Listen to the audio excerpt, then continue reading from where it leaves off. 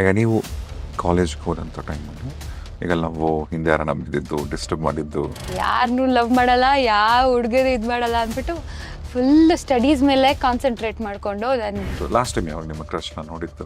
ನಮ್ಮ ಏರಿಯಲ್ಲೇ ಇರೋದು ಅವನು. ಬಟ್ ಆದರೆ ನಮ್ಮ ಟ್ರಾಲ್ ಪೇಜ್ ನತ್ತ ಬಂತು ಹೌದು, ನಿಮ್ಮದು ಸೀರಿಯಲ್ ಒಂದು ಕ್ಲಿಪ್ನ ಅಷ್ಟು ದೊಡ್ಡ ಸಿನಿಮಾ ಮಾಡಿದ್ರು ನಮ್ಮ ಜನ ಎಲ್ಲ ನನ್ನ ನೋಡಿದ್ದು ಆ ಟ್ರೋಲ್ ಮಾಡಿರೋ ಪುಟ್ಗೌರಿಯಾಗಿ. ನೀವು ಸೀನ್ ಆ್ಯಕ್ಟ್ ಮಾಡಬೇಕಂದ್ರೂ ಕೂಡ ನಿಮಗೆ, ಏಕೆಂದರೆ ಅದರಲ್ಲಿ ಒಂದು ಕಡೆ ಈಗ ಅವತಾರ ಸಿನಿಮಾ ಮಾಡ್ತಾ ಇದ್ರು ಕೂಡ ಗ್ರೀನ್ ಮ್ಯಾಟಲ್ಲಿ ಇಲ್ಲೊಂದು ಅನಕೊಂಡ ಬಂತ ಅಂತಾನೆ ಅವ್ರು ಆ್ಯಕ್ಟ್ ಮಾಡ್ತಾರೆ.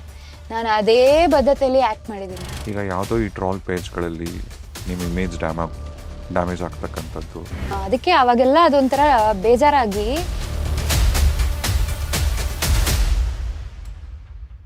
ಈಗ ಸ್ಕೂಲ್ ಮುಗಿಸಿ ನೆಕ್ಸ್ಟ್ ಕಾಲೇಜ್ಗೆ ಹೋದ ತಕ್ಷಣ ಅದೊಂದು ಹೊಸ ಜರ್ನಿ, ಅದು ಹೊಸ ಲೈಫು ಹೆಣ್ಮಕ್ಳಿಗೆ. ಈಗ ನೀವು ಕಾಲೇಜ್ಗೆ ಹೋದಂಥ ಟೈಮಲ್ಲಿ ಈಗ ನಾವು ಹಿಂದೆ ಯಾರನ್ನ ಬಿದ್ದಿದ್ದು ಡಿಸ್ಟರ್ಬ್ ಮಾಡಿದ್ದು ನನಗೆ 10th ಸ್ಟ್ಯಾಂಡರ್ಡ್ ಒಂದು ಕ್ರಶ್ ಇತ್ತು, ಕ್ಲಾಸ್ಮೇಟ್ ಕ್ಲಾಸ್ಮೇಟು ಆಯ್ತಾ. ಜಾಸ್ತಿ ಹೇಳ್ಬಾರ್ದು, ಇವತ್ತು ಅವನಿಗೆ ಮದುವೆ ಎಲ್ಲ ಆಗ್ಬಿಟ್ಟಿದೆ. ಅವ್ರ ಹೆಂಡ್ತಿ ನೋಡ್ಕೊಂಬಿಟ್ಟು ಆಮೇಲೆ ಕನೆಕ್ಟ್ ಮಾಡ್ಕೊಂಬಿಟ್ರೆ. ಸೊ ಅದೊಂದು ಕ್ಲಾಸ್ ಅವರೆಲ್ಲರೂ ಸೇರಿ ನೀವಿಬ್ರು ಕ್ಲಾಸ್ ಲೀಡರ್ಸು ಅಂದ್ಬಿಟ್ಟು ಅದು ಅದು ಕೆಲವೊಬ್ರು ಬೇರೆ ಸ್ಕೂಲಿಂದ ಬಂದ್ಬಿಟ್ರು ಹೈಸ್ಕೂಲಿಗೆ. ಅವರೆಲ್ಲ ತಂದು ಹಾಕಿದ್ರು. ನಮ್ಮ ಸ್ಕೂಲ ಪಾಪದವ್ರ ತರ ಇದ್ವಿ, ನಮ್ಗೆ ಏನು ಗೊತ್ತಿರ್ಲಿಲ್ಲ. ಹುಡುಗಿರೆಲ್ಲ ಅಕ್ಕಪಕ್ಕನೇ ಕುತ್ಕೊಳ್ತಾ ಇದ್ವಿ. ನಾವೇನು ಒಂದ್ ಯಾವ ಭಾವನೆಗಳು ಇಲ್ದೇ ಇರೋ ಅಂತ ತರ ಬೆಳೆದಿದ್ದು. ಹೈಸ್ಕೂಲಿಗೆ ಬಂದ್ಮೇಲೆ ಒಂದಷ್ಟು ಸ್ವಲ್ಪ ಜನ ಬೇರೆ ಬೇರೆ ಸ್ಕೂಲಿಂದ ಬಂದ್ಬಿಟ್ಟು ಆ ಸ್ಕೂಲ್ ಅವರು ಇಲ್ಲಿ ಹುಡುಗಿಗೆ ಲಿಂಕ್ ಮಾಡ್ಬಿಟ್ಟು ಹಾಕೋದು, ಇವಳಿಗೆ ಇವನಿಗೆ ಇವನು ಅಂತ. ನನಗೂ ಒಂದ್ ಹುಡುಗನ್ ನಂಗೆ ಕಟ್ಬಿಟ್ರು. ಅದ್ರ ಜೊತೆಗೆ ಒಂದ್ ಸ್ಕಿಟ್ ಬೇರೆ ಮಾಡ್ಬಿಟ್ಟಿವಿ ನಾವಿಬ್ರು ರಾಜಾರಾಣಿಯಾಗಿ. ಎಲ್ಲರೂ ಏನ್ ಕಪಲ್ ಕ್ಯೂಟ್ ನೀವಿಬ್ರು ಅಂತ. ನಮ್ಗೆ ಆ ಏಜ್ ಅಲ್ಲಿ ಅದು ಒಂಥರ ಸಣ್ಣ ಭಾವನೆ, ಅದು ಇದು ಅಂತ. ನನ್ಗೆ ಅದು ಇದು ನಿಂಗೆ ಇಷ್ಟ ಅದು ಇದು. ಅದಾದ್ಮೇಲಿಂದ ಆ ಹುಡುಗನ್ಗೆ ಯಾರೋ ಟೀಚರ್ ಬೈದು ನಿಂಗೆ ಯಾಕೆ ಬೇಕು ಅಂತ ಅವ್ನು ಚೆನ್ನಾಗಿ ಓದ್ತಾ ಇದ್ದ. ಸೊ ಆ ಹುಡುಗನ್ಗೆ ಟೀಚರ್ ಬೈತಿದ್ದಕ್ಕೆ ನಾನೇನ್ ಕಮ್ಮಿ ಅಲ್ಲ, ಬಟ್ ಅವ್ನು ತುಂಬಾ ಚೆನ್ನಾಗಿ ಓದ್ತಾ ಇದ್ದ. ಸೊ ಅವನು ನನ್ನನ್ನು ಅವಾಯ್ಡ್ ಮಾಡಕ್ ಶುರು ಮಾಡ್ಬಿಟ್ಟ. ನನಗೆ ಅದೊಂಥರ ಬ್ರೇಕಪ್ ತರ. ಅಷ್ಟ್ ಚೆನ್ನಾಗಿ ಮೆಸೇಜ್ ಮಾಡ್ಕೊಂಡಿತ್ತು ಅವನು. ಸಡನ್ ಆಗಿ ಯಾವ್ದೋ ಟೀಚರ್ ಬೈದ್ರು ಅಂದ್ಬಿಟ್ಟು ನನ್ನನ್ನು ಅವಾಯ್ಡ್ ಮಾಡ್ತಿದ್ದಾನೆ. ನನಗೆ ನಾನು ಅವಾಗ ಬಾರಿ ಏನೇನೋ ಅವ್ನು ಕಳ್ಸಿದ್ ಮೆಸೇಜ್ನೆಲ್ಲ ವಾಪಸ್ ಅವ್ರ ಅಕ್ಕಂಗೆ ಕಳ್ಸೋದು, ಇನ್ನೊಬ್ರಿಗೆ ಕಳ್ಸೋದೆಲ್ಲ ಮಾಡಿ ಒಂದ್ 3 ತಿಂಗಳು ಬಾರಿ ಓದಾಡ್ಬಿಟ್ಟೆ. ಟೆನ್ಷನ್ ಆಗೋಯ್ತು. ಆಮೇಲೆ ನೋಡಿದ್ರೆ ಅದೆಲ್ಲಾನು ರಿಸಲ್ಟ್ ಅಲ್ಲೂ ಬಂದ್ಬಿಡ್ತು. ಆ ಹುಡುಗಂಗ್ ನೋಡಿದ್ರೆ ಫುಲ್ 92%, ನನಗೆ 10th ಸ್ಟ್ಯಾಂಡರ್ಡ್ 82% ಬಂದ್ಬಿಡ್ತು. ಡಿಫ್ರೆನ್ಸ್. ನಾನ್ ಚೆನ್ನಾಗಿ ಓದಿದ್ರೆ ಡಿಸ್ಟಿಂಕ್ಷನ್ ಬರೋ ಹುಡುಗಿ ಇವೆಲ್ಲ ಮಾಡ್ಕೊಂಡ್ಬಿಟ್ಟು 82%. ಅಲ್ಲಿಗೆ ಲಾಸ್ಟ್. ನಾನು ಯಾರನ್ನೂ ಲವ್ ಮಾಡಲ್ಲ, ಯಾವ ಹುಡುಗರು ಇದು ಮಾಡಲ್ಲ ಅಂದ್ಬಿಟ್ಟು ಫುಲ್ ಸ್ಟಡೀಸ್ ಮೇಲೆ ಕಾನ್ಸಂಟ್ರೇಟ್ ಮಾಡಿಕೊಂಡು ನಾನು ಸೆಕೆಂಡ್ PUC ನಲ್ಲಿ 92% ನಾನು ತಗೊಂಡಿದ್ದು. ಆ ಥರ ಒಂದು ಸಿಲ್ಲಿ ಕ್ರಶ್ ಸ್ಟೋರಿ ನಂದು ಫಸ್ಟ್ ಒನ್. ಅದಾದ್ಮೇಲೆ ಬೇಡಪ್ಪ ಸವಾಸ ಅಂದ್ರೆ ಕಾಲೇಜಲ್ಲಿ ಮತ್ತೇನು ಡಿಸ್ಟ್ರಿಕ್ಷನ್ ಇರಲ್ಲ. ಅದ್ರ ಜೊತೆಗೆ ನಾನು PUC ಆದ್ಮೇಲೆ ಡಿಗ್ರಿ ಫಸ್ಟ್ ಇಯರ್ ಇಂದಾನು ಈ ನಾಟಕ ಸೀರಿಯಲ್ ಅಂತ ಬ್ಯುಸಿ ಆಗ್ಬಿಟ್ಟೆ. ಕಾಲೇಜ್ ಬಿಟ್ರೆ ಶೂಟಿಂಗ್ ಬಿಟ್ರೆ ಇದು ಅದೇ ಜಾಸ್ತಿ. ಆಮೇಲೆ ಲಾಸ್ಟ್ ಟೈಮ್ ಯಾವಾಗ ನಿಮ್ಮ ಕ್ರಶ್ನ ನೋಡಿದ್ದು? ನಮ್ಮ ಏರಿಯಲ್ಲೇ ಇರೋದು ಅವನು. ಇವತ್ತು ನನಗೆ ಅವನು CA ಆಗಿದ್ದಾನೆ. ನನ್ನ ಅಕೌಂಟ್ಸ್, ನನ್ನ ಟ್ಯಾಕ್ಸ್ ಎಲ್ಲ ನೋಡ್ಕೊಳ್ತಾನೆ. Good relationship. ಈಗ ನೀವು ಥಿಯೇಟರ್ ಬ್ಯಾಕ್ಗ್ರೌಂಡ್ ಅಲ್ಲ, ನಾಟಕ ಮಾಡಕ್ ಶುರು ಮಾಡಿ? ಹಾ, ಅಂದ್ರೆ ಅದೆಲ್ಲ ಸೈಮಲ್ಟೇನಿಯಸ್ಲಿ ನಡೀತು.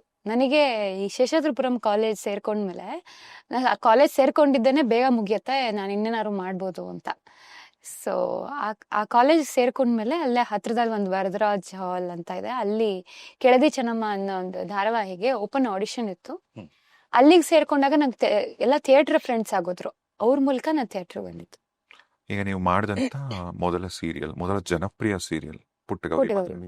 ಆ ಸೀರಿಯಲ್ ನಿಮಗೆ ಎಷ್ಟು ಪಾಪ್ಯುಲಾರಿಟಿ ತಂದ್ಕೊಟ್ಟು ಇತ್ತೋ ಗೊತ್ತಿಲ್ಲ, ಬಟ್ ಆದ್ರೆ ನಮ್ಮ ಟ್ರಾಲ್ ಪೇಜ್ ನತ್ತ ಬಂತು. ಹೌದು, ನಿಮ್ದು ಸೀರಿಯಲ್ ಒಂದು ಕ್ಲಿಪ್ನ ಏನ್ ಫೇಮಸ್ ಮಾಡಿದ್ರು. ಒಂದ್ ಕಡೆ ಹುಲಿ, ಒಂದ್ ಕಡೆ ಹಾವು. ನನ್ಗೆ ನೋಡಿ, ಇದನ್ನೇ ಹೇಳಕ್ ಬಂದಿದ್ದೆ ನಾನಾಗ್ಲೇ. ಈ ಸ್ಟೋರಿ ಎಲ್ರಿಗೂ ಗೊತ್ತಿರೋದು. ನಾನು ಈ ಸೀರಿಯಲ್ನ ಒಪ್ಕೊಂಡಿದ್ದೀನಿ, ಅದು ಫೇಮಸ್ ಆಗ್ತಾ ಇದೆ.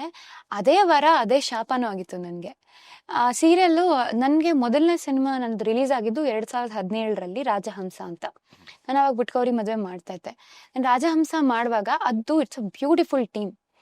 ಅವರು ತುಂಬಾ ಪ್ಯಾಷನೇಟ್ ಆಗಿ ಆ ಸಿನಿಮಾನ ತುಂಬಾ ಚೆನ್ನಾಗಿ ಪ್ರಮೋಟ್ ಮಾಡಿದ್ವಿ. ಆಮೇಲೆ ಅದು ಕಲರ್ಸ್ ಕನ್ನಡದಲ್ಲಿ ಬಂತು. ಹೊಸಬ್ರು ತಂಡ ಅಂತ ಸಿನಿಮಾದವ್ರು ಅವಾಗ ಅಪ್ಪು ಸರು, ಶಿವರಾಜ್ ಕುಮಾರ್ ಸರು ಎಲ್ಲರ ಹತ್ರನೂ ನಾವು ಪ್ರಮೋಟ್ ಮಾಡಿ ಅಷ್ಟು ದೊಡ್ಡ ಸಿನಿಮಾ ಮಾಡಿದ್ರು ನಮ್ ಜನ ಎಲ್ಲ ನನ್ನ ನೋಡಿದ್ದು ಆ ಟ್ರೋಲ್ ಮಾಡಿರೋ ಪುಟ್ಗೌರಿಯಾಗಿ. ಆ ಸಿನಿಮಾ ದೊಡ್ಡ ಹೊಡೆತ ಆಗೋಯ್ತು. ಅಂದ್ರೆ ನನ್ನನ್ನ ಹೊಸದಾಗಿ ಅಕ್ಸೆಪ್ಟ್ ಮಾಡ್ಕೋತಾ ಇಲ್ಲ ಜನ. ಅದು ಎಷ್ಟು ದೊಡ್ಡ ಪ್ರಾಬ್ಲಮ್ ಆಯ್ತು ಅಂದ್ರೆ ನನ್ಗೆ ಯಾರಿಗೂ ಹೇಳ್ಕೊಳಕ್ ಸಾಧ್ಯನೇ ಇಲ್ಲ. ಇವತ್ತಿಗೂ ಬಂದ್ರೆ ನನ್ನ ತಿರ್ಗಾ ಅದೇ ಹೇಳ್ತಾ ಇದ್ರೆ, ನಾನು ಒಂದು ಸೈಮಲ್ಟೇನಿಯಸ್ ಕರಿಯರ್ನ ಬಿಲ್ಡ್ ಮಾಡ್ಕೊಳಕ್ಕೆ ಟ್ರೈ ಮಾಡ್ತಾ ಇದೀನಿ. ಇಲ್ಲಿ ಒಂದು ದೊಡ್ಡ ಬ್ರ್ಯಾಂಡು ಅಥವಾ ನಾನು ಮಾಡಿರೋ ಸೀರಿಯಲ್ ಹೆಸರು ನನ್ನನ್ನ ಜನ ಅದನ್ನಾಗೆ ನೋಡ್ತಾ ಇದಾರೆ, ಆ ಹುಡುಗಿಯಾಗೆ ನೋಡ್ತಾ ಇದಾರೆ. ಒಂದು ವಲ್ನರಬಲ್ ಅಳೋ ಹುಡುಗಿ, ಗಂಡ ಬೇಕು ಅಂತ ಒದ್ದಾಡೋ ಹುಡುಗಿಯಾಗೆ ನೋಡ್ತಿದ್ದಾರೆ. ಇಲ್ಲಿ ನಾನೊಂದು ಕಾಲೇಜ್ ಸ್ಟೂಡೆಂಟ್ ಆಗಿ ಒಂದು ನನ್ನ ಏಜಿನ, ಅಂದ್ರೆ ನಾನು ಅವಾಗ 21 ವರ್ಷ, ಆ ಏಜಿನ ಹುಡುಗಿಯಾಗಿ ಎಷ್ಟು ಲೈವ್ಲಿ ಆಗಿರ್ಬೋದು ಅಷ್ಟು ಲೈವ್ಲಿ. ಇವತ್ತಿಗೂ ಅದೊಂದು ಮುಲ ಮುಲ ಅಂತ ಐತೆ ಅಂತ ಒಂದು ಸಾಂಗ್ ಇದೆ, ಬಾರಮ್ಮ ಬಾರೆ ಸಾಂಗ್ ಇದೆ. ಉತ್ತರ ಕರ್ನಾಟಕದಲ್ಲೆಲ್ಲ ಜನ ತುಂಬಾ ಇಷ್ಟಪಟ್ಟಿರೋ ಸಾಂಗ್ ಅದು. ಟೆಲಿವಿಷನ್ ಬಂದ್ಮೇಲೆ ಹೈಯೆಸ್ಟ್ ರೇಟೆಡ್ ಸಿನಿಮಾ ಅದು. ಬಟ್ ಅದು ಸಿನಿಮಾಗೆ ಟ್ರಾನ್ಸ್ಲೇಟ್ ಆಗ್ಲಿಲ್ಲ. ಯುನೋ ಆಗ ನನಗೆ ಬಹಳ ಬೇಜಾರಾಗೋಯ್ತು. ಇದೇನಿದು, ಈ ಸೀರಿಯಲ್ ಬಿಟ್ಬಿಡ್ಲಾ ನಾನು ಅಂತ. ಬಟ್ ಅದೊಂಥರ ಕಮಿಟ್ಮೆಂಟ್, ಅದೊಂದು ನನ್ನ ಮೊದಲನೇ ಪ್ರಾಜೆಕ್ಟು, ಚೆನ್ನಾಗಿ ಗುರುತಿಸ್ತಾ ಇರೋದು ಅದರಿಂದ. ಮತ್ತೆ ಆದಷ್ಟು ಪಾಪ್ಯುಲರ್ ಆಗಿ ಹೋಗ್ತಾ ಇದೆ. ಸಿನಿಮಾ ಸಿಗುತ್ತೋ ಬಿಡುತ್ತೋ ಗೊತ್ತಿಲ್ಲ, ಇದ್ರ ರಿಲೀಸ್ಗೋಸ್ಕರ ನಾನು ಸಿನಿಮಾ ಬಿಟ್ಬಿಡೋದಾ ಏನು ಅಂತ. ಈ ಕತೆ ಯಾರಿಗೂ ಗೊತ್ತಿರೋಕ್ ಸಾಧ್ಯ ಇಲ್ಲ. ನಂಗೆ ತುಂಬಾ ಬೇಜಾರಾಯ್ತು ಅವಾಗ. ನಾವು ಎಷ್ಟು ಚೆನ್ನಾಗಿ ಪ್ರಮೋಟ್ ಮಾಡಕ್ ಶುರು ಮಾಡ್ತಿದೀವಿ, ಸಾಂಗ್ಸ್ ಇಷ್ಟ ಆಗ್ತಾ ಇದೆ, ಏನಾದ್ರು ಆಗ್ತಾ ಇದೆ, ಯಾರಿಗೂ ನಾನು ಕಾಣಿಸ್ತಾನೆ ಇಲ್ಲ, ನನ್ನ ಪ್ರಯತ್ನನೇ ಕಾಣಿಸ್ತಾ ಇಲ್ಲ. ಅದು ಮುಚ್ಚೋಗ್ಬಿಟ್ಟಿದೆ ಇದು, ಈ ಇಮೇಜು ಆ ಥರ ಆಗಿತ್ತು. ಆದ್ರೆ ನಾನು ಪ್ರಯತ್ನ ಬಿಡ್ಲಿಲ್ಲ. ನನ್ನ ಕಮಿಟ್ಮೆಂಟ್ ಏನಿದೆ, ಪುಟ್ಗೌರಿ ಮದ್ವೆ, ಮಂಗಳಗೌರಿ ಮದ್ವೆ ಅಂತ ಬದಲಾಗೋ ತನಕ ಬಿಟ್ಬಿಟ್ಟೆ ನಾನು. ಸೊ ಇದಕ್ಕಿಂತ ಮುಂದೆ ಮಾಡೋದಕ್ಕೆ ಅಗತ್ಯ ಇಲ್ಲ ಅಲ್ಲಿ ನಾನು ಅಂತ. ನಾನು ಸ್ವಂತವಾಗಿ ಏನಾದ್ರೂ ಮಾಡ್ಬೇಕು, ಬಿಕಾಸ್ ಇಲ್ಲಿ ಟೆಲಿವಿಷನ್ ಅಲ್ಲಿ ಪ್ರತಿಯೊಬ್ಬರದು ಇವತ್ತು ರೀಪ್ಲೇಸಬಲ್. ಬಟ್ ಟೆಲಿವಿಷನ್ ಅಲ್ಲಿ ನಾವ್ ಏನೇ ಮಾಡಿದ್ರು ಸೀರಿಯಲ್ ಮುಗಿದ್ಮೇಲೆ ಎಲ್ಲ ಮರ್ತೋಗುತ್ತೆ, ನಮ್ಮ ಪ್ರಯತ್ನಗಳೆಲ್ಲ ಮರ್ತೋಗುತ್ತೆ. ಯಾಕಂದ್ರೆ ಅದು ನ್ಯೂಸ್ ಪೇಪರ್ ತರ. ಇದು ಸಿನಿಮಾ ಆದ್ರೆ ಡಾಕ್ಯುಮೆಂಟ್ರಿ, ಎಷ್ಟು ವರ್ಷ ಆದ್ರೂ ಅದನ್ನ ನಾವು ನೆನ್ಪು ಮಾಡ್ಕೊಳ್ತೀವಿ. ಇವತ್ತು ಹಳೆ ಆಕ್ಟರ್ಗಳನ್ನ ಇವ್ರನ್ನ ನೆನ್ಪು ಮಾಡ್ಕೊಳ್ತೀವಿ. ನನಗೆ ಸಿನಿಮಾಗ್ ಬರ್ಬೇಕು ಅಂತ ಒಂದು, ಮತ್ತೆ ಅದ್ರ ಜೊತೆಗೆ ಆಕ್ಟಿಂಗ್ ಬಿಟ್ಟು ನಾನು ಬೇರೆ ಬೇರೆ ಆಯಾಮಗಳಲ್ಲಿ ನಾನು ವರ್ಕ್ ಮಾಡಕ್ ಶುರು ಮಾಡ್ಬೇಕು. ಸೊ ದಟ್ ನನ್ನ ಡಿಪೆಂಡೆನ್ಸಿ ಕಡಿಮೆ ಆಗತ್ತೆ ಇಲ್ಲಿಗೆ ಅಂತ. ಯಾಕಂದ್ರೆ ಬೇರೆ ಬೇರೆಯವ್ರು ಬರ್ತಾ ಇರ್ತಾರೆ ಹುಡುಗಿರು, ನನ್ ಮುಖನೇ ಯಾಕೆ ನೋಡ್ತಾರೆ ಯಾವಾಗ್ಲೂ ಜನ, ಬೋರ್ ಆಗ್ಬಾರ್ದಲ್ಲ. ಸೊ ನಾನು ಬರವಣಿಗೆ ಶುರು ಮಾಡ್ಕೊಂಡೆ. ಅಂದ್ರೆ ನಂಗೆ ಅದಿತ್ತು, ಅದ್ರ ಮೇಲೆ ವರ್ಕ್ ಮಾಡಕ್ ಶುರು ಮಾಡಿದೆ. ನನ್ ಪುಟ್ಗೌರಿ ಮದ್ವೆಲ್ಲೂ ನಾನು ಆಡಿಷನ್ ಸ್ಕ್ರಿಪ್ಟ್ಸ್ ಬರಿತಾ ಇದ್ದೆ.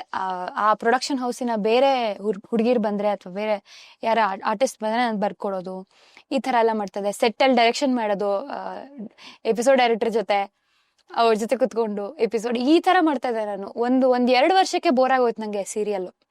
ಬಟ್ ನನ್ ಕಮಿಟ್ಮೆಂಟು ಮತ್ತೆ ಅದೊಂಥರ ಜವಾಬ್ದಾರಿ, ಜನ ಎಲ್ಲ ಅದನ್ನ ಗುರುತಿಸ್ತಾ ಇದಾರೆ ಅಂದ್ಮೇಲೆ ನಾನು ಅದಕ್ಕೆ ಬದ್ಧವಾಗಿರ್ಬೇಕು ಅನ್ನೋದು. ಬಟ್ ಅಲ್ಲ, ಈಗ ಅದು ಟ್ರಾಲ್ ಮಾಡಿದ್ದು ನಿಮ್ ಸೀರಿಯಲ್ ಅದೊಂದು ಸೀನ್ ಏನಿತ್ತಲ್ಲ, ಅದು ನೀವು ಸೀನ್ ಆಕ್ಟ್ ಮಾಡ್ಬೇಕಂದ್ರೂ ಕೂಡ ನಿಮಗೆ, ಯಾಕಂದ್ರೆ ಅದರಲ್ಲಿ ಒಂದ್ ಕಡೆ ನನಗೆ ಏನು ಯೋಚನೆ ಮಾಡ್ಲಿಲ್ಲ. ಈಗ ನೋಡಿ, ನಾನೀಗ ಕೊಡೋ ಉದಾಹರಣೆ ನಿಮ್ಗೆ ಫನ್ನಿ ಅನ್ಸ್ಬೋದು, ಬಟ್ ಆಕ್ಟರ್ಗಿರೋ ಬದ್ಧತೆ ಅದೇ. ಈಗ ಅವತಾರ್ ಸಿನಿಮಾ ಮಾಡ್ತಾ ಇದ್ರು ಕೂಡ ಗ್ರೀನ್ ಮ್ಯಾಟ್ ಅಲ್ಲಿ ಇಲ್ಲೊಂದು ಅನಕೊಂಡ ಬಂತ ಅಂತಾನೆ ಅವ್ರು ಆಕ್ಟ್ ಮಾಡ್ತಾರೆ. ನಾನು ಅದೇ ಬದ್ಧತೆಯಲ್ಲಿ ಆಕ್ಟ್ ಮಾಡಿದೀನಿ. ಆಮೇಲೆ CG-ನಲ್ಲಿ ಅವ್ರೇನೋ ಡಬ್ಬಾ ತರ ಯಾವ್ದೋ ಒಂದ್ ಹಾಕ್ಬಿಟ್ರೆ ನಾನೇ ಅಲ್ಲಿ ತಮಾಷೆ ಆಗೋದು. ನನ್ನ ಎಫರ್ಟು ಯಾವ್ದು ಕಮ್ಮಿ ಆಗ್ಲಿಲ್ಲ. ನಾನು ಬರೀ ಕಾಲಲ್ಲಿ ಓಡ್ದೆ, ನಾನು ಕಾಡಲ್ಲಿ ಓಡ್ದೆ, ಅಲ್ಲೆಲ್ಲೋ ಬಿದ್ದೆ, ಅಲ್ಲಿ ಹಿಡ್ಕೊಂಡೆ, ರೋಪ್ ಹಾಕೊಂಡ್ ಜಂಪ್ ಮಾಡಿದೆ. ನನ್ನ ಎಫರ್ಟ್ ಸೇಮ್ ಇದೆ, but I am not in a right place. Right? ನನಗದು ಅರ್ಥ ಆಯ್ತು. ಯಾವತ್ತು ನಮ್ಮ ಎಫರ್ಟ್ ಸರಿಯಾದ ಜಾಗಕ್ಕೆ ಹಾಕಿದಾಗ ನಮ್ ಬೆಲೆ ಇರತ್ತೆ. ಯಾರೋ ಒಳ್ಳೆ ಕ್ವಾಲಿಟಿನಲ್ಲಿ ಶೂಟ್ ಮಾಡ್ತಾ ಇರುವಾಗ ನಾನು ಅಷ್ಟೆಲ್ಲ ಮೈಕೈ ನೋಯಿಸ್ಕೊಂಡು ಬಿದ್ದು ಒದ್ದಾಡಿ ಆಕ್ಟಿಂಗ್ ಮಾಡಿ ಅಷ್ಟು ಎಫರ್ಟ್ ಹಾಕಿದ್ರೆ ಅದ್ ನೋಡಿದಾಗ ಏನ್ ಆಕ್ಷನ್ ಮಾಡಿದಾಳೆ ಅಂತಾರೆ, ಇಲ್ಲ ಟ್ರೋಲ್ ಆಗುತ್ತೆ. It's a biggest lesson. ನಾವ್ ಯಾವ್ದಕ್ಕೆ ಎಷ್ಟು ಎಫರ್ಟ್ ಹಾಕ್ಬೇಕು ಅನ್ನೋದು ಜೀವನನೇ ಕಲ್ಸತ್ತೆ. ಹಂಗಾಗಿ ನನ್ಗೆ ಅದಾದ್ಮೇಲೆ ಬರವಣಿಗೆ ಮೇಲೆ ನಾನು ಫುಲ್ ಆನ್ ನಾನು ಇನ್ವೆಸ್ಟ್ ಮಾಡ್ಕೊಂಡೆ. ಓಕೆ, ಟೆಲಿವಿಷನ್ ಬಂದ್ರೆ ಮಾಡ್ತೀನಿ, ಸಿನಿಮಾ ಬಂದ್ರೆ ಮಾಡ್ತೀನಿ, ಬಟ್ ನಂದೇ ಆಗಿರೋಂಥ ಬೇರೆ ಸ್ಕಿಲ್ ಅನ್ನ ನಾನು ಬೆಳೆಸ್ಕೋಬೇಕು ಅಂತ ನಾನು ಸ್ಕ್ರಿಪ್ಟ್ ರೈಟಿಂಗ್ ಮೇಲೆ ತುಂಬಾ ಇದು ಮಾಡಿದೆ. ಅದ್ರ ಜೊತೆಗೆ ಸಿನಿಮಾಗಳು ನನಗೋಸ್ಕರ ಸಿನಿಮಾ ಮಾಡಿ ಅಂತ ಹೇಳ್ಕೊಂಡು ಓಡಾಡಕ್ ಶುರು ಮಾಡಿದೆ ನಾನು. ಅಂದ್ರೆ ನನ್ಗೀಗ ಫೇಮಸ್ ಅಂತ ಬೇರೆ ಇವೆಂಟ್ಸ್ ಕರೀತಾ ಇದ್ರು.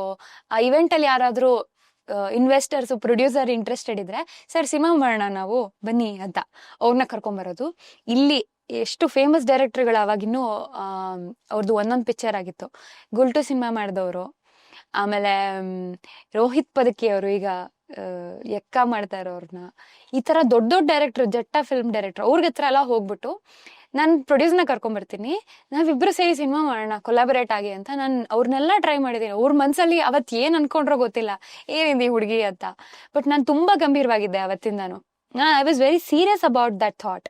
ಆಮೇಲೆ ಒಬ್ರು ಡೈರೆಕ್ಟರ್ ಹೇಳಿದ್ರು, ನೀವು ಇಷ್ಟೊಂದೆಲ್ಲ ಯೋಚನೆ ಮಾಡ್ತಿದ್ರಲ್ಲ, ನೀವು ಸಿನಿಮಾದಲ್ಲಿ ಜಾಸ್ತಿ ಡೈರೆಕ್ಷನ್ ಅವಾಗಿಂದ ನಾನು ಡೈರೆಕ್ಟು ಮಾಡ್ತೀನಿ ಅಂತೆಲ್ಲ ಹೇಳ್ಕೊಂಡ್ ಬರ್ತದೆ, ಫಸ್ಟ್ ನೀವು ಬರೀರಿ ಅಂತ. ಸೊ ಬರೆಯೋದೇನು ಕಷ್ಟನಾ ಅಂತ. ಬಟ್ ಅದು ಜೀವ ಹಿಂಡಿ ಹೊರಗಡೆ ಬರೋ ಅಂತ ಒಂದು ಪ್ರಾಸೆಸ್ ಅದು. ಅಲ್ಲ, ಈಗ ನೀವೊಂದು ಒಳ್ಳೆ ಆಕ್ಟರ್ ಆಗಿ ಈಗ ಸೀರಿಯಲ್ಸ್ ಎಲ್ಲ ಅವಾರ್ಡ್ಸ್ ತಗೊಂತೀರಾ, ಕಷ್ಟಪಟ್ಟು ಮಾಡೋದು 10 ದಿನ 15 ದಿನ ಶೂಟ್ ಮಾಡಿದ್ರು, ಬೆಳಗ್ಗೆ 6 ಗಂಟೆ 7 ಗಂಟೆಗೆ ಶೂಟಿಂಗ್ ಮನೆ ಬಿಟ್ಟು ರಾತ್ರಿ ಬಂದು, ಅಂದ್ರೆ ಅಷ್ಟು ಎಫರ್ಟ್ ಹಾಕಿರ್ತಾರಲ್ಲ, ಇದು ಓಕೆ ಏನೋ ಮಾಡಬೇಕು ಪ್ರೂವ್ ಮಾಡಬೇಕು ಅಂತ ನೀವು ಟ್ರೈ ಮಾಡ್ತಿದಾರ. ಅಟ್ ದಿ ಸೇಮ್ ಟೈಮ್ ಈಗ ಯಾವುದೋ ಈ ಟ್ರಾಲ್ ಪೇಜ್ಗಳಲ್ಲಿ ನಿಮ್ಮ ಇಮೇಜ್ ಡ್ಯಾಮೇಜ್ ಆಗ್ತಕ್ಕಂಥದ್ದು, ಇದೆಲ್ಲ ಪದೇ ಪದೇ ನೀವು ನೋಡಿದಾಗ, ಅಥವಾ ಎಷ್ಟೋ ಜನ ನಿಮ್ಮ ಕೋ ಆರ್ಟಿಸ್ಟ್ಗಳಾಗ್ಬೋದು, ಬೇರೆ ಯಾರೋ ಗುರುತು ಅದನ್ನೇ ನಿಮಗೆ ಫಾರ್ವರ್ಡ್ ಮಾಡಿ ಕಳ್ಸೋರು. ಅದೆಲ್ಲ ಆಗ್ತಿತ್ತು ಅವಾಗ. ನಾನು ಅದಕ್ಕೆ ಅವಾಗೆಲ್ಲ ಅದೊಂಥರ ಬೇಜಾರಾಗಿ, ನಾನು ಇದನ್ನ ಪಾಸಿಟಿವ್ ಆಗಿ ಕನ್ವರ್ಟ್ ಮಾಡ್ಕೋಬೇಕು. ನಾನು ಫಸ್ಟ್ ಆಫ್ ಆಲ್ ಅವಾಗ ಸೋಷಿಯಲ್ ಮೀಡಿಯಲ್ಲಿ ಆಕ್ಟಿವ್ ಇರಲಿಲ್ಲ. ನಂದೊಂದು ಇನ್ಸ್ಟಾಗ್ರಾಮ್ ಪೇಜು ಅಥವಾ ಫೇಸ್ಬುಕ್ ಅದೆಲ್ಲ ಅಷ್ಟೊಂದು ಇರಲಿಲ್ಲ. ಆವಾಗ ತಾನೇ ಬೂಮ್ ಆಗ್ತಾ ಇದ್ದ ಸಮಯದಲ್ಲಿ, ಮೇಮ್ ಟ್ರೋಲ್ ಅಂತ ಶುರುವಾಗಿದ್ದ ಸಮಯದಲ್ಲಿ ನಮ್ದೇ content. I think that is why it is so such a big viral. So ಆ ಥರ ಇತ್ತು. ನಾನು ಅವಾಗ ನನಗೆ ಅದೆಲ್ಲ ಪಾಠ. ಅಂದ್ರೆ ನೀನು ನೋಡು, ಇಷ್ಟೆಲ್ಲ ಎಫರ್ಟ್ನ ಇಷ್ಟೊತ್ತು ಹೇಳಿದ್ನಲ್ಲ, ಎಫರ್ಟ್ನ ಎಲ್ಲಿ ಹಾಕ್ಬೇಕು ಅಲ್ಲಿ ಹಾಕ್ಬೇಕು, ಇಲ್ಲ ತಮಾಷೆನೇ ಆಗೋದು. ಟ್ರೋಲ್ ಮಾಡಿದವ್ರಿಗೆ ನಾವೇನು ಹೇಳಕ್ಕಾಗಲ್ಲ. I have put a wrong effort because the quality is not good. ನಾನೇನೋ ಕಷ್ಟಪಟ್ಟು ಆಕ್ಟಿಂಗ್ ಮಾಡಿದ್ದೀನಿ, ಆದ್ರೆ ಅದಕ್ಕೆ ಅಥೆಂಟಿಕ್ ಆಗಿದೆಯಾ? ಅದು ಇಲ್ವೇ ಇಲ್ಲ. ಅದೇ ಕನ್ನಡತಿನಲ್ಲಿ ನಾನು ಯಾವ ಆಕ್ಷನೂ ಮಾಡಿಲ್ಲ, ಏನೂ ಮಾಡಿಲ್ಲ. ಒಳ್ಳೆ ಭಾಷೆ, ಒಳ್ಳೆ ಮಾತು, ಒಳ್ಳೆ ಕಂಟೆಂಟು, ಅದು ಪೂರ್ತಿ ಇಮೇಜ್ ಬದಲಾಯ್ತು. ನನ್ನ ಯಾರು ಅದಾದ್ಮೇಲೆ ಟ್ರೋಲ್ ಅಂತ ಯೋಚನೆನೇ ಮಾಡಲಿಲ್ಲ ನಾನು. ಯಾಕಂದ್ರೆ ಒಂದು ನನ್ನ ಮನ್ಸೊಳಗೇನೋ ಆ ಸಂಕಲ್ಪ ಆಯ್ತೇನೋ, ಆ ಮ್ಯಾನಿಫೆಸ್ಟೇಷನ್ ಯೂನಿವರ್ಸಿಗೆ ಗೊತ್ತಾಯ್ತೇನೋ. ನನಗೆ ಟೆಲಿವಿಷನ್ ಅಲ್ಲಿ ಯಾವ್ದು ತಮಾಷೆ ಆಗಿತ್ತೋ ಅದು ಕಂಪ್ಲೀಟ್ ಆಗಿ ಪಾಸಿಟಿವ್ ಆಗಿ ಬದಲಾಯ್ತು. ಹಾಗಾಗಿ ನನಗೆ ಹಿಂದಿಂದಕ್ಕೇನು ಕಂಪ್ಲೇಂಟ್ ಏನಿಲ್ಲ. It is just a learning. ಅತಿಯಾದ ಡೆಡಿಕೇಶನ್ ಒಳ್ಳೇದಲ್ಲ, ಕರೆಕ್ಟಾಗಿ ಯೋಚನೆ ಮಾಡಬೇಕು ಯಾವುದಕ್ಕೆ ಎಷ್ಟು ಎಫರ್ಟ್ ಹಾಕ್ಬೇಕು ಅನ್ನೋದಕ್ಕೆ. ಸೊ ಅದಷ್ಟು ಯಾ